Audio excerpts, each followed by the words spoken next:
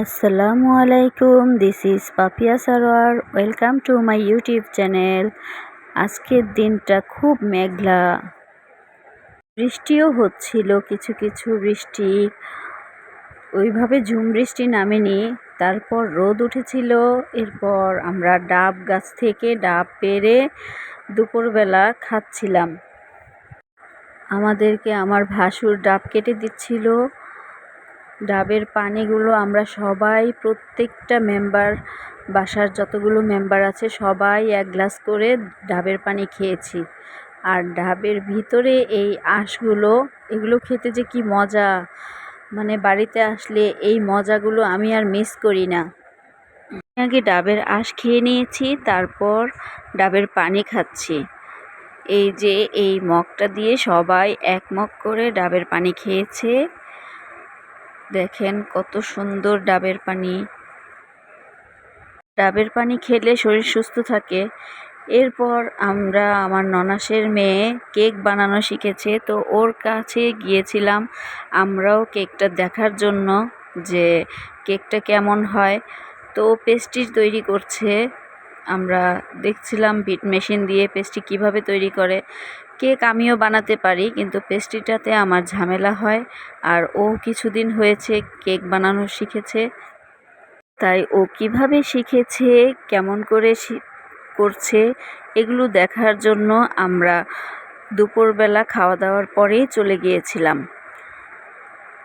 দেখেন কত সুন্দর করে ও প্যাকেটের ভিতরে পেস্ট্রিগুলো ভরছে।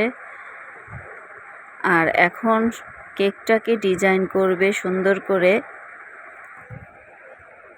আর এখান দিয়ে আমার ননাসের মেয়ের দুটো বাচ্চা, দুই বোনের দুটো বাচ্চা, ওরা অনেক বিরক্ত করছিল, ও পারছিল না। তারপর ওদেরকে কোনো রকম মোবাইল দিয়ে থামিয়ে তারপর এইগুলো আবার করা শুরু করছিল। বাচ্চারা থাকলে যা হয় আর কি। আমরা ফাইনালি কেকটার মধ্যে পেস্ট্রি ভরিয়ে নিচ্ছি।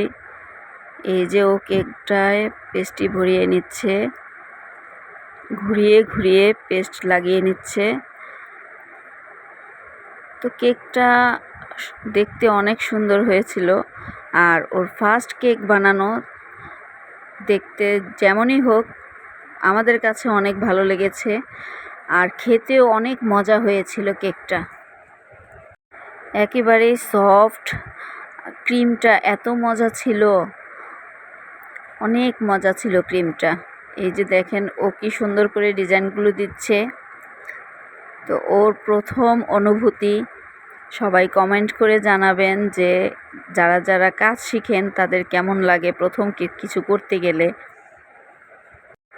ও কেক বানানো পারতো আগে থেকেই, তো এখন ফুলফিল শিখে গিয়েছে।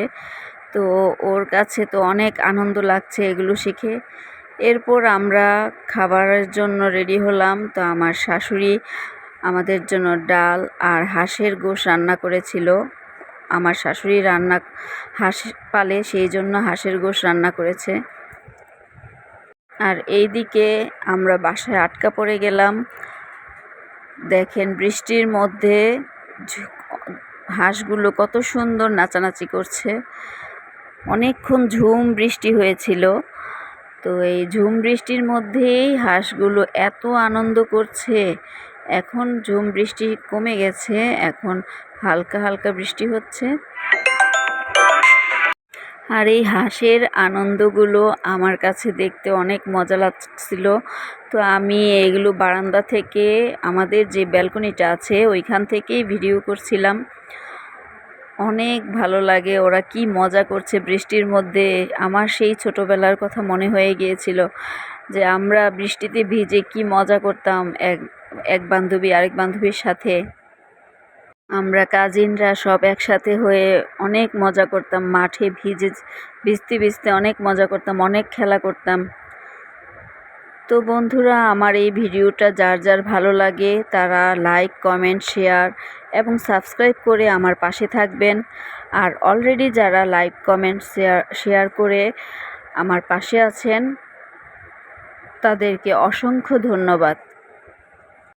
আর যারা অলরেডি সাবস্ক্রাইব করে দিয়েছেন তাদেরকেও অনেক অনেক অনেক ধন্যবাদ।